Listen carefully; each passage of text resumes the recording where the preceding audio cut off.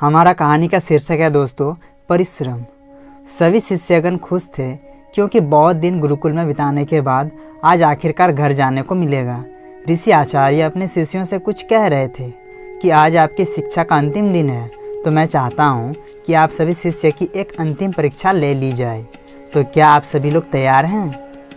सभी शिष्य हामी भरते हैं और कहते हैं कि हाँ, हम सब तैयार हैं गुरुजी, आप हमारी परीक्षा लीजिए। ऋषि कहते हैं कि आप सभी शिष्य ध्यानपूर्वक सुने। ये जो सामने नदी बह रही है, इसमें से आपको जल भरकर लाना है और गुरुकुल की सफाई करनी है। ये सुनकर शिष्य थोड़े चौंक गए और अपने गुरु से पूछने लगे कि गुरुजी, इसमें हमारी परीक्षा कहाँ है? क्योंकि इस काम में तो गुरुकुल की सफाई करनी है, तो भला इसमें परीक्षा कैसी?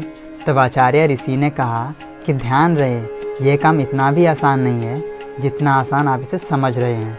क्योंकि आपको जो जल भरकर लाना है उसमें किसी पात्र का उपयोग नहीं करना है, बल्कि एक बांस की टोकरी का उपयोग करके जल भरना है। यही आप सभी की अंतिम परीक्षा है। एक और बात, जो शिष्य इस परीक्षा में सफल होता है वह मेरा श्रेष्ठ शिष्य होगा। तो चलो अब अपनी परीक्षा आरंभ करो। सभी शिष्य यह परीक्षा सुनकर चिंतित और परेशान होने लगे कि इस परीक्षा में कैसे सफल हों। सभी ने अपनी तरफ से पूरी कोशिश की, किंतु सारे असफल हो रहे थे, क्योंकि बांस की टोकरी से जब भी जल भरा जाता तब उसमें से जल रिसकर निकल जाता। लगभग सभी शिष्य चिंतित, परेशान और थक चुके थे। सारे शिष्य परेशान थे।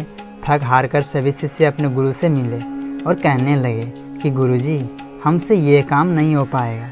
यह परीक्षा तो असंभव सी नज़र आ रही है। हम आपसे क्षमा मांगते हैं, हम आपकी इस परीक्षा में असफल हुए। लेकिन यह सब कुछ होने के बावजूद भी एक शिष्य नहीं रुका। उसने अपना प्रयास लगातार जारी रखा। वह जैसे ही जल भरने की कोशिश करता, वैसे ही उस बांस की टोकरी से जल रिस जाता।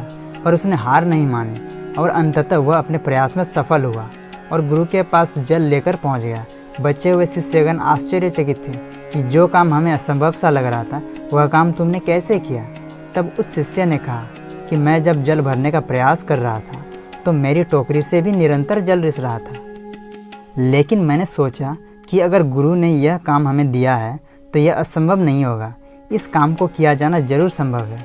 यह सोचकर मैं फिर से जल भरने की कोशिश करने लगा। जब मैं बार बार जल भर रहा था तो बांस की टोकरी जल के कारण धीरे धीरे फूल गई।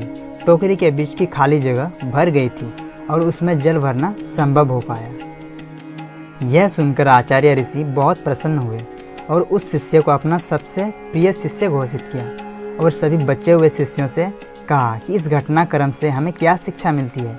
इस संसार में कुछ भी असंभव नहीं है। अगर ठान लिया जाए तो असंभव सा दिखने वाला काम भी संभव होगा। बस ज़रूरत है तो लगातार प्रयास करने की। इसलिए अपना प्रयास हमेशा जारी रखें।